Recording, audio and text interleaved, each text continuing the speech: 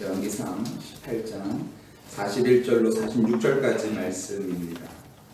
제가 봉독합니다. 열왕기상 18장 41절로 46절, 구약성경 548면에 있습니다. 제가 봉독합니다. 엘리야가 아합에게 이르되 올라가서 먹고 마시소서, 큰 비 소리가 있나이다.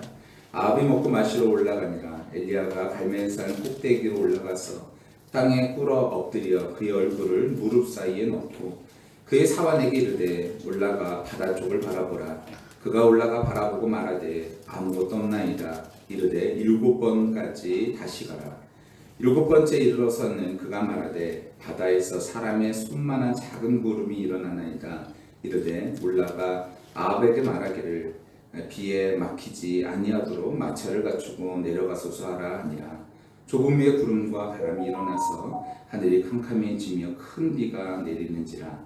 아합이 마차를 타고 이스라엘로 가니 여호와의 능력이 엘리야에게 임하매 그가 허리를 등이고 이스라엘로 들어가는 곳까지 아합 앞에서 달려갔더라. 아멘. 기도합니다. 하나님, 이 시간 가운데 함께하여 주셔서 주님의 음성으로 듣게 하시고 그 음성으로 들린 대로 우리 마음속에 힘과 위로가 되게 하시고 또한 믿음이 되게 하시고 양식이 되어져서 이 세상을 능히 승리하는 우리 모든 성도들 다 될 수 있도록 역사하여 주옵소서. 함께 하실 주님을 기대하며 예수님 이름으로 기도하옵나이다. 아멘. 우리 자리에 앉도록 하겠습니다. 여러분, 요즘 코로나가 다시 유행입니다. 우리 교회도 지금 보면 여기 앞에 텅 비어 계신 분들 지금 코로나에 걸리셔가지고 못 나오셨는데 건강 조심하시기 바랍니다. 이 사람을 혹시 아십니까? 사진이 이것밖에 구할 수가 없어서 이 정도밖에 못 구했는데, 이 사람 독실한 신앙인이자 심장 전문의 미국의 랜돌프 버드라는 박사입니다. 되게 유명한 사람이라고 그러는데요. 이 사람이 한 가지가 궁금했대요. 기도가 정말로 치료에 효과가 나타나나? 이게 궁금했다고 합니다. 그래서 그는요, 393명의 심장병 환자들을 두 그룹으로 나눠서 다양한 그리스도인들에게 첫 번째 그룹의 환자들을 위해서 기도를 부탁했던 것이죠. 한 그룹에는 기도하고 한 그룹은 이름을 가르쳐주지 않아서 기도하지 못했던 것이죠.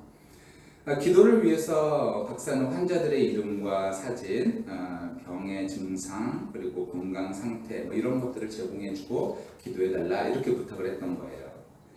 두 번째 그룹의 환자들도 첫 번째 그룹과 비슷한 증세의 환자였지만 10개월이 지나자 어떤 일이 벌어졌을까요?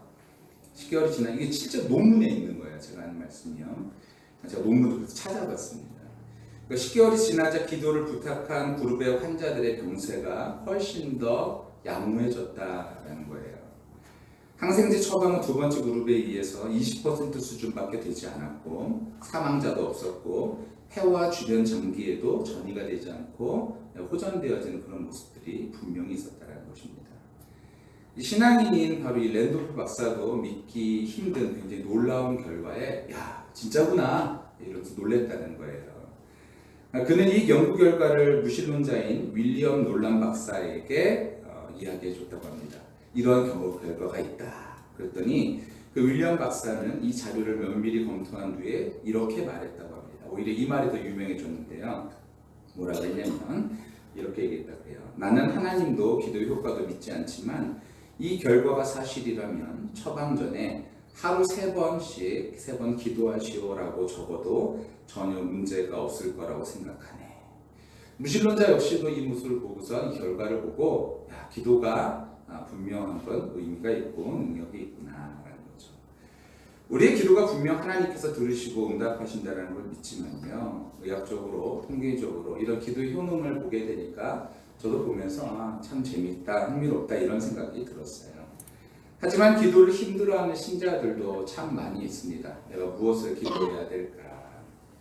기도는 하나님의 자녀만이 누리는 특권이며 축복입니다. 오늘 본문의 엘리야의 모습을 통해서 저는 우리가 기도의 중요한 원리 몇 가지를 함께 좀 살펴보려고 합니다. 첫 번째로 말씀을 붙잡고 기도하는 엘리야의 모습을 볼 수 있습니다. 우리 한번 따라해 볼까요? 말씀을 붙잡고 기도합시다. 말씀을 붙잡고 기도합시다. 성도라면 누구나 기도하고 싶어 합니다. 오늘처럼 기도에 관한 설교 후에는 나도 좀 기도하고 싶다라는 생각이 드시는 분들도 있을 줄 압니다. 그런데 막상 기도하려 하면 잘 되지 않죠. 왜 그럴까요? 때로는 허공에다 대고 외치는 것 같은 그런 마음이 들 때도 있죠. 하나님께서 들으신다라는 것이 믿음이 부족하기 때문에 그럽니다. 하나님께서 내 기도를 듣고 계신다는 사실이 생생하게 느껴지는데 기도에 힘이 없을 사람이 누가 있겠습니까? 하나님과 지금 대화 중이라는 것이 분명히 믿어지는데 기도를 하는 둥 마는 둥 하는 사람은 없을 것입니다. 그런데 그게 느껴지지 않으니까 기도가 힘을 잃어버리는 것이죠. 하나님 분명히 약속하셨습니다. 우리 역대하 말씀 한번 찾아볼까요? 함께 읽습니다. 시작. 내 이름으로 일컫는 내 백성이 그들의 악한 길에서 떠나 스스로 낮추고 기도하여 내 얼굴을 찾으면 내가 하늘에서 듣고 그들의 죄를 사하고 그들의 땅을 고칠지라. 이제 이곳에서 하는 기도에 내가 눈을 들고 귀를 기울이니. 하나님께서 분명히 우리가 기도하는 것에 대해서 귀를 기울이시고 들으신다는 거예요. 자, 하나님께서 우리의 기도를 들으신다. 지금 나와 함께 계신다. 내가 이런 사실을 믿어야지. 여러분, 억지로 한다고 해서 믿어지는 것은 결코 아닙니다. 답은 말씀이 있습니다. 하나님은 말씀과 함께 찾아오십니다. 말씀과 함께 찾아오시는 하나님을 우리는 만나야 됩니다. 말씀을 떠올리고 말씀을 묵상하다 보면 말씀이 믿어지고 그 말씀 배후에 계신 하나님을 만날 수 있게 되어지는 것이죠. 갑자기 생각난 건데 여러분 이 두 개가 좀 비슷하게 생겼죠. 그래서 제가 주의 기운은 별로 없지만 이걸 있는 한번 짜보겠습니다. 여기서 물이 나올까요? 안 나올까요? 네. 있는 힘을 내서는 안 나오죠. 근데 얘는요 물기가 그래도 조금 있어요. 제가요 있는 힘을 다해서 짜면 나올까요? 안 나올까요?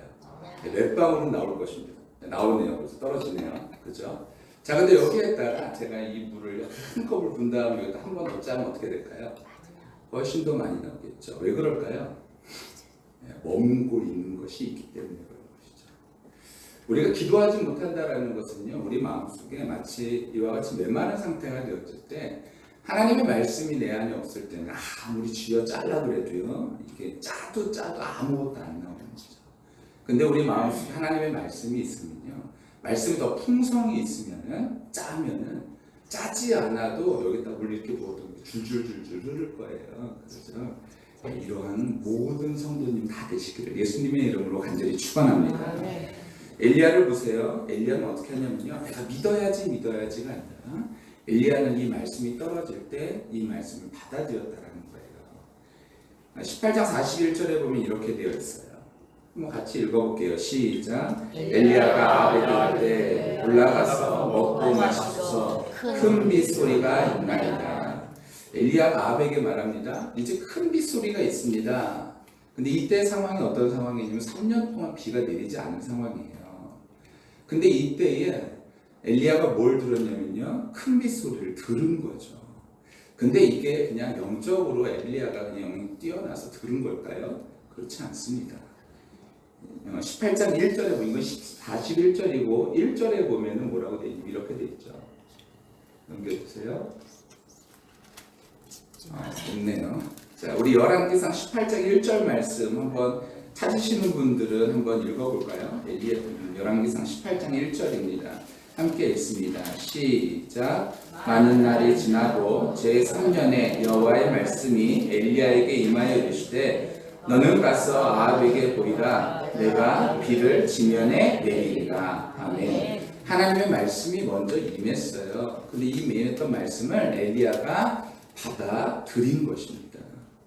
이 말씀을 주셨죠. 비면에 지면에 비를 내리리라. 엘리야는 그 말씀을 붙잡고 있었던 것입니다. 여러분, 우리가 붙잡아야 될 것은요, 우리의 생각 아니면 우리의 어떤 결심 이것을 붙잡을 것이 아니라 우리는 하나님의 말씀을 붙잡고 살아가게 되어질 때 기도할 수 있게 되어진다는 것입니다. 이 하나님의 말씀을 붙으니까 뭐가 열렸냐면 영안이 열린 거죠. 쉽게 말해서 보게 되어지고 듣게 되어진 것입니다. 다른 사람은 다 듣지 못해도 엘리야는 하나님의 말씀이 떨어지니까 그 말씀을 듣고 그것에 귀를 기울여서 들을 수 있게 되어진 것이죠. 우리도 마찬가지입니다. 먼저 말씀이 임해야 됩니다. 아기가 어떻게 말을 배우나요? 아기가요, 옆에서 말을 해주는 사람이 있기 때문에 말을 배웁니다. 누군가가 자꾸 말을 해주니까 말을 배우는 것이죠. 아기는요, 옆에서 말해준 만큼, 자극을 받는 만큼 말을 하게 되어지는 것이죠. 그러나 청각이나 인지 쪽에 장애를 가지고 있으면 말을 하지 못하게 되어지는 것입니다. 기도의 말도 마찬가지입니다. 먼저 들어야 뭐가 될 수 있냐면 기도가 나오는 것이죠. 하나님의 말씀이 자꾸 내 심령에 들려와야 기도의 말문이 트이는 것입니다. 마치 제가 좀 전에 보여드렸던 것처럼 아무것도 없는 휴지, 메마른 휴지에서는 짜도 아무것도 못 나오죠. 흔히들 그런 얘기들 해요. 어떻게 기도를 30분, 1시간, 2시간 이렇게 기도하냐. 할 말이 그렇게 많냐. 근데 진짜로요, 기도를 오래 하는 사람들 보면은 기도를 정말로 오래 하죠. 근데 거기에는요, 무엇이 있기 때문이에요? 말씀이 있기 때문입니다. 말씀이 없으면요, 기껏해야 한 1, 2분 정도 앉아서 기도하다 보면 기도할 거리가 다 떨어지는 것이죠. 근데 하나님의 말씀이 있으면 그 말씀으로 인해서 계속해서 기도할 것이 생각나고 꼬리에 꼬리를 물면서 계속 더 깊이 하나님의 말씀을, 하나님의 마음을 받아들일 수 있게 되어지는 것입니다. 여러분, 우리의 심령이 말씀에 젖어 있을 때 우리가 기도할 수 있다는 사실을 믿으시고 우리의 마음속에 말씀이 늘 젖어 있게 되어지게 되시기를 간절히 축원합니다. 그래서 마음의 스펀지에 늘 말씀의 생수를 적셔 놓아야 됩니다. 말씀의 생수를 마음에 붓는 방법은 다양합니다. 그중 하나는 매일 말씀을 묵상하는 것이죠. 지난주에 우리가 말씀에 대해서 제가 나눴습니다. 우리가 이제 부활 후에 새롭게 시작할 때 이스라엘 백성들 첫 번째로는 말씀을 나눴고, 그래서 그 다음에 우리가 거룩해지는 방법은 그 말씀을 묵상하며 기도하는 것인데, 그래서 오늘 기도를 하는 것입니다. 근데 지난주에 제가 말씀에 대해서 말씀을 드리니까 우리 임지수 집사님이 그것 때문에 그러셨는지 새벽 예배를 나오기 시작하셨어요. 그래서 새벽에 나오셔서 기도하시는데 제 마음속에 얼마나 힘이 되고 즐거운지 아마도 하나님께서도 그러하실 것이다라는 생각이 들었습니다. 제 기분 탓인지 모르겠지만 임지수 집사님 새벽 예배 끝나시고 집에 가시는 발걸음이 왜 이렇게 힘있게 느껴졌는지 몰랐고, 그리고 목소리에도 이렇게 힘이 느껴지는지 몰랐습니다. 여러분, 우리가요 늘 말씀에 우리의 마음이 적셔져 있게 되기를 간절히 축원합니다. 특별히 하루를 시작하기에 앞서서 아침에 말씀을 묵상하는 것이 좋습니다. 분주한 마음으로 하루를 시작하는 것이 아니라 차분하게 하나님의 말씀에 귀를 기울이고 그 하나님의 말씀을 먼저 들어볼 수 있는 그런 우리 모두가 되었으면 좋겠습니다. 또 하나는 예배를 통해서 적시는 것이죠. 한 번 듣는 것으로 지나가 버리는 것이 아니라 기억하고 또 묵상해 보는 것입니다. 옛날에 이번 주 들었어 딱 잊어버리고 끝나는 것이 아니라요, 한번 적어보시고 기억이 안 나면 적어보셔서 또 나가가지고 말씀을 생각해보고 또 묵상해보고 적용해보는 것이죠. 그러면 자기도 모르게 더 깊이 말씀의 의미가 새겨지는 것 같습니다. 제가 오늘 아침에 스펀지를 갖고 온다라는 게 스펀지를 말려놓고서 안 갖고 왔는데 제가 보여드릴 건 이거였어요. 사실은요. 스펀지가 여기 있는데 여러분, 스펀지에다가 물을 그냥 물 뚜껑 닫혀 있으니까 걱정하지 마세요. 이렇게 붓는다 그러면 스펀지가 물을 잘 흡수할까요? 근데 그렇게 흡수하는 것보다는요, 스펀지를 꽉 짜면서 이렇게 하면 스펀지 물이 훨씬 더 많이 들어가죠. 우리가 하나님의 말씀을 한번 듣고 끝나는 것으로 끝나는 것이 아니라 그 말씀을 묵상하고 생각하면 그 말씀이 훨씬 더 우리의 마음속에 깊이 자리 잡게 되어진다는 것이에요. 또한 이 말씀을요, 한 자리에 있다고 해서 그 자리에 있다고 해서 다 같이 누리고 다 같이 똑같이 받는 것도 아닙니다.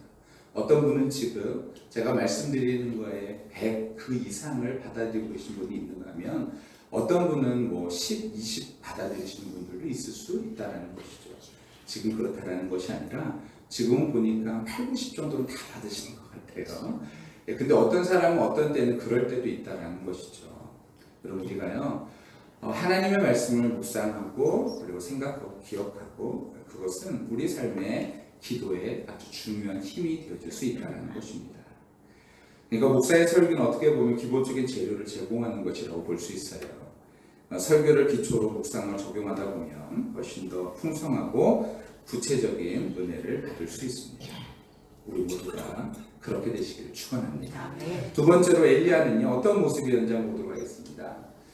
집중해서 기도하는 엘리야의 모습을 볼 수 있죠. 우리 한번 따라해 볼까요? 집중해서 기도하자. 집중해서.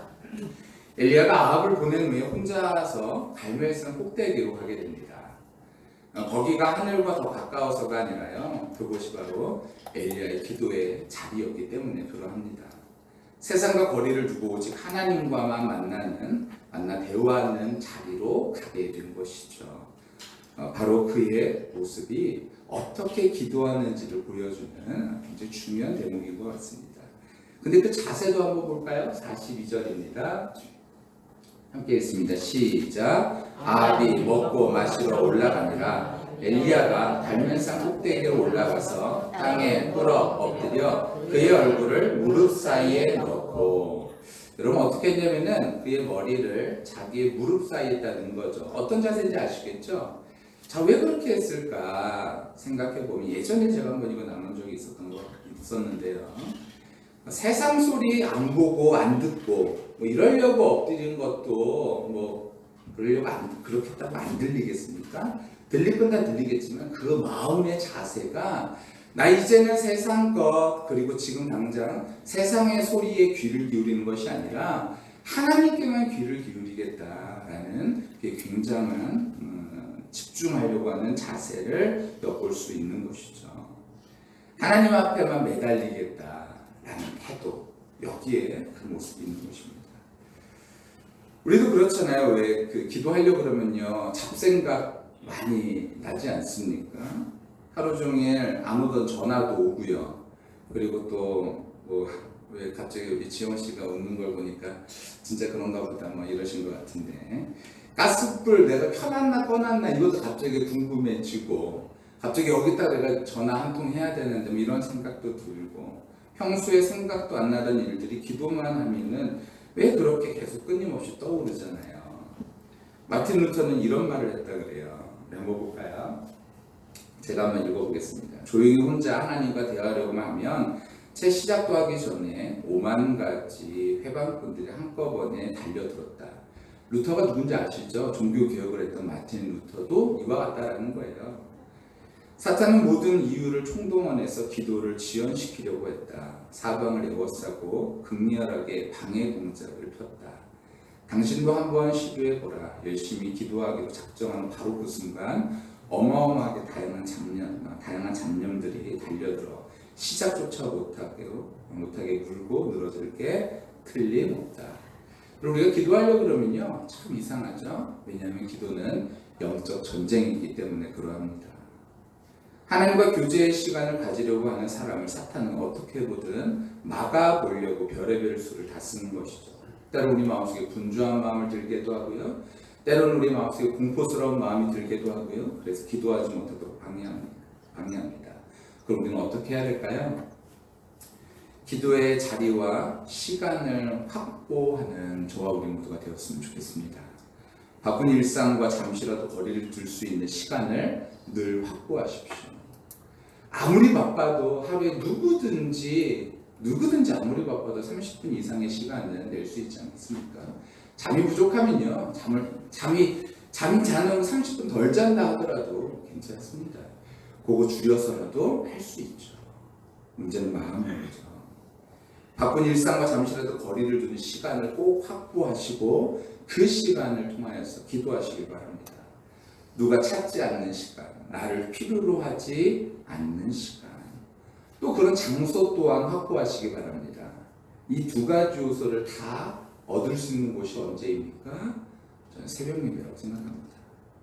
오늘 아침에 저희 아버지 이제 주일날 아침이면 항상 기독교 방송을 틀어놓으시는데 거기 어떤 목사님이 그런 얘기를 하시더라고요. 우리 교회는 새벽 예배 중심 이런 얘기를 하시는 거예요. 자, 오늘 이 얘기를 하고 있는데 오늘 설교도 이런 얘기인데 그분도 이런 얘기를 하시네. 제가 얼마 전에요. 하나님과 거래하지 마세요라는 말씀을 한번 드린 적이 있었는데 참 신기한 게 뭐냐면요. 거래라는 단어가 한국교회 목사님들 사이에서 참 많이 요즘 또 이야기가 되고 있더라고요. 하나님과 거래. 참 이건 신기한 일인 것 같아요. 하나님은요. 성령 가운데 소통하시면서 이런 일들을 함께 자리에 있지 않더라도 영적인 분위기와 흐름들을 함께 갖고 계신 것 같습니다. 여러분 기도의 시간과 장소를 누구에게도 방해받지 않는 그 시간과 장소를 꼭 확보하셔서 집중해서 하나님 앞에만 기도할 수 있는 그런 우리 모두가 다 되시길 바랍니다. 세 번째로 엘리야는요 어떻게 기도했나요? 넘겨주시면요 엘리야는 인내하며 기도했습니다. 우리 한번 따라할까요? 인내하며 기도합시다. 인내하며 기도합시다. 엘리야가 간절히 기도한 후에 사환에게 올라가서 바다 쪽을 보라고 합니다. 43절입니다. 함께 읽습니다. 시작. 그의 사환에게 이르되 올라가 바다 쪽을 바라보라. 그가 올라가 바라보고 말하되 아무것도 없나이다. 이르되 7번까지 다시 가라.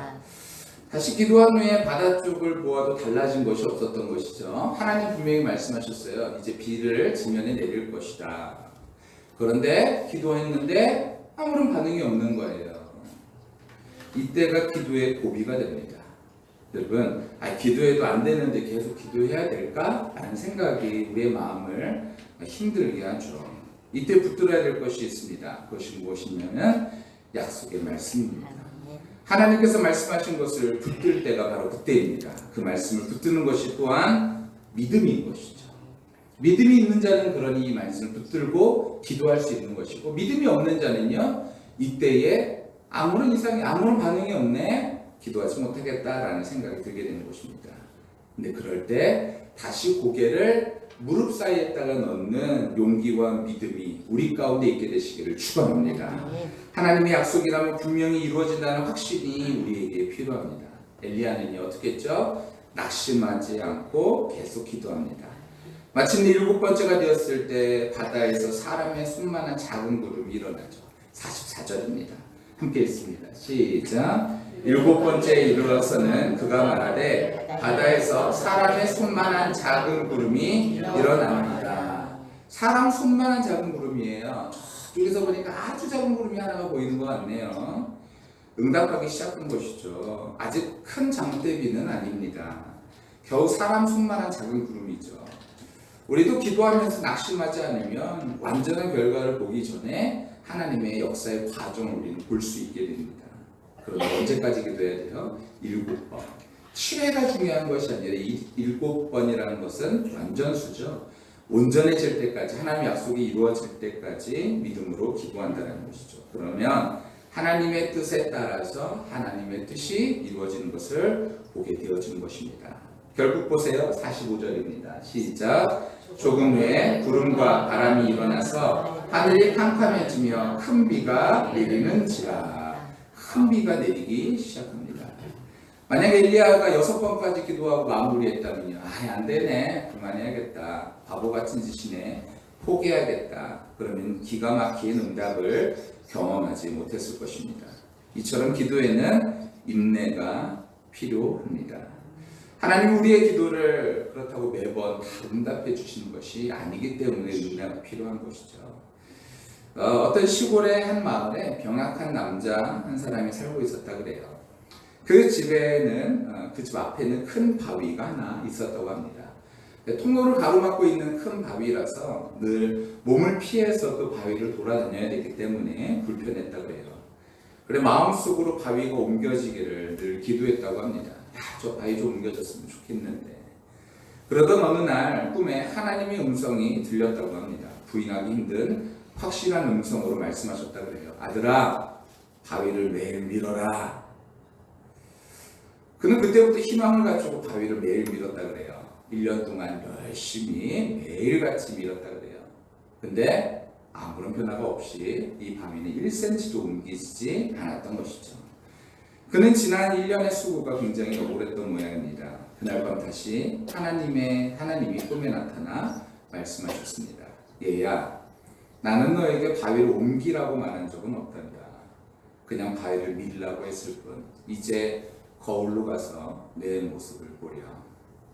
거울 앞에 서서 자신을 살피던 남자는 깜짝 놀랐다 그래요. 거울 속에는 이전에 병약한 모습은 온데간데 없고 튼튼한 남자 한 사람이 서 있었다 그럽니다.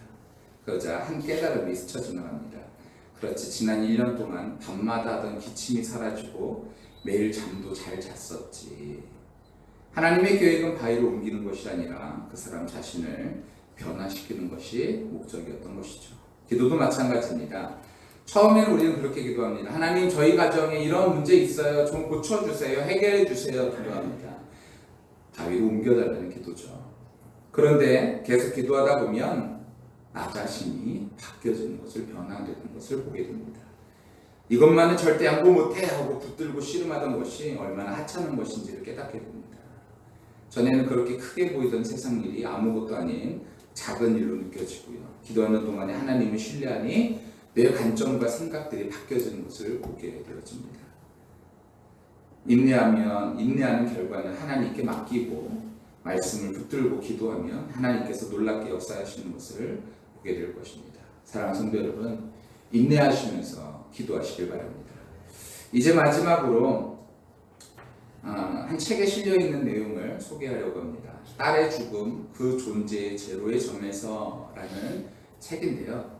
누가 썼냐면 이 김중곤 목사님, 우리나라 CCC 시작하신 김중곤 목사님이 쓰신 책입니다. 이분이시죠. 지금 이미 이제 고인이 되셨지만 이분의 책 내용을 제가 좀 소개할게요. 한번 들어보세요. 책에는 29세의 나이로 암에 걸린 딸의 투병 167일을 지켜보는 아버지, 그러니까 딸이 암에 걸렸거든요. 29살이에요. 이 목사님 둘째 딸이. 그리고 엄마 잃은 두 손녀를 5년간 키우며 가슴을 저미는 할아버지, 딸의 죽음으로 신앙을 다지는 목회자의 모습이 꾸밈없이 그려져 있었습니다. 그분은 말합니다. 둘째 딸 신이가 위암으로 처절한 고통 속에 죽을 때 저는 존재의 제로점에 서 있었습니다. 제 생애 가장 애절한 기도가 무참히 거절당한 직후였죠. 체중이 26kg까지 내려간 신이는 온몸에 바늘을 꽂은 채 극한의 고통에 몸부림쳤습니다. 몸을 뒤틀며 이를 악물고 신음하는 딸의 고통을 보는 것은 정말 감당할 수 없었습니다. 아비된 자로서 12번 딸의 죽음을 대신하고 싶었습니다. 딸만 내신 김 목사님에게 둘째 딸은 유독 연약하고 착했던 아이였다고 합니다. 이화여대 불문과를 나와서 경제학 공부를 위해서 미국으로 간 남편의 뒷바라지를 하다가 참을 수 없는 통증이 찾아와 병원에 갔지만 의사는 신경증이라면서 신경안정제 한 움큼씩 복용하게 했다고 합니다. 숨도 못 쉴 정도의 고통을 견디다 못해서 정밀 진단을 받기 위해서 한국에 왔는데 이미 늦은 상태였다고 합니다. 목사님은 말합니다. 아무도 대신할 수 없는 슬픔이었죠. 아이들에게는 엄마의 죽음, 사위에게는 아내의 죽음, 나와 내게는 딸의 죽음. 아무리 나누어도 가벼워질 수 없었죠. 손녀들을 감싸주며 슬픔을 삭히는 모습이 너무나 가여워서 가냘픈 아이의 가혹한 고통을 보면 김 목사님은 나중에 하나님에 대해서 자신이 처음으로 섭섭했었다는 사실을 알게 됩니다. 한 번은 병실 창문 너머로 개나리 꽃이 만발한 4월 어느 날 동생 윤희 씨와 담소를 나누고 있던 이 둘째 딸이 갑자기 즐거웠던 일이 생각났는지 이 아빠의 손을 꼭 잡고 이렇게 말했다고 합니다. 아빠, 나 살고 싶어요. 살 길 없을까요? 하고 간절한 눈빛으로 애원해 그는 더욱 마음이 아팠다고 합니다.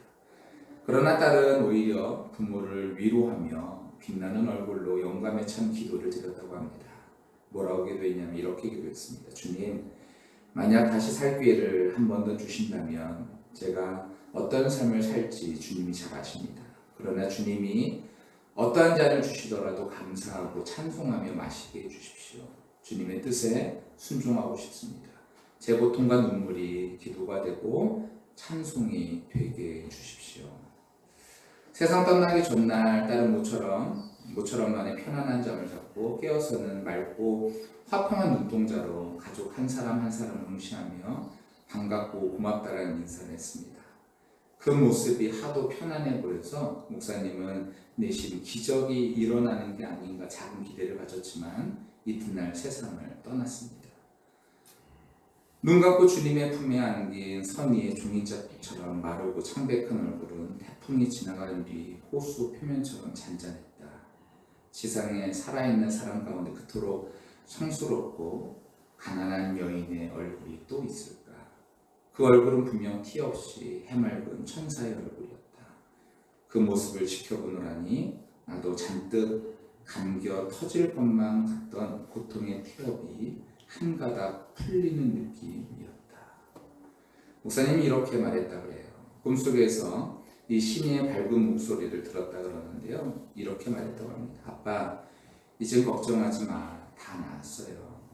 하고 인사를 했다고 합니다. 꿈에서 현실로 돌아오면 어찌나 허전하고 슬픈지 날이 밝을 때까지 잠들지 못하고 베갯잎을 적신 적도 여러 번 있었다고 합니다. 그러던 어느 날 내게 한 가지의 기적이 일어났습니다. 깊고 깊은 존재의 저 밑바닥 주님이 들으신 지하에서 상명수가 솟듯이 내 안에서 아주 가늘고 작은 목소리로 찬송이 터져 나오는 것이죠. 찬송의 영이 주어진 것입니다. 그것은 분명 내 찬송이 아니었습니다. 내 속에 성령이 대신해서 부른 찬송이었습니다. 그렇습니다. 부활하신 주님이 나와 함께 내 위에 살아 계셨던 것이죠. 그날 이후 김 목사님은 세상 욕심 버리고 마음이 가난해졌다고 합니다. 가난해짐으로 풍요로워졌고 한없이 자유로워졌다 그래요. 주님은 딸을 땅 위에 아버지인 자신보다 더 사랑해서 더 필요로 해서 더 좋은 곳으로 하나님의 시간에 하나님의 방식으로 데려가신 것이라고 생각하니 절로 찬송이 터져 나왔다고 합니다. 주님은 나의 가장 소중하고 고배로운 것을 끝내 빼앗아 가버리셨지만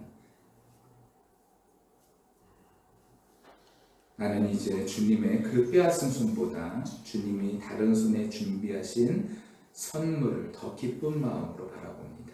영원한 소망, 영원한 생명, 지금 신이는 고통과 슬픔에서 벗어나 찬란하고 황홀한 주님 곁에서 천사들과 성도들의 찬송을 들으며 안식과 희락과 사랑과 건강과 행복을 누릴 것입니다.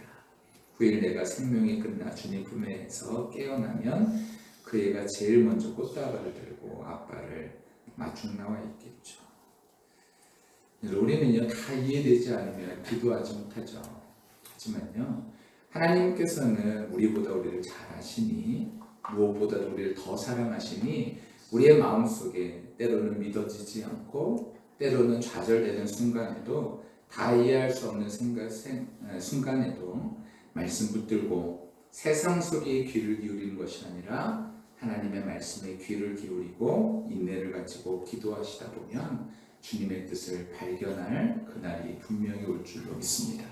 저와 우리 모두가 매일같이 하나님 앞에서 머물고 기도하여 주 앞에서 크신 은혜 누릴 수 있는 우리 모두가 다 되시기를 예수님의 이름으로 간절히 축원합니다.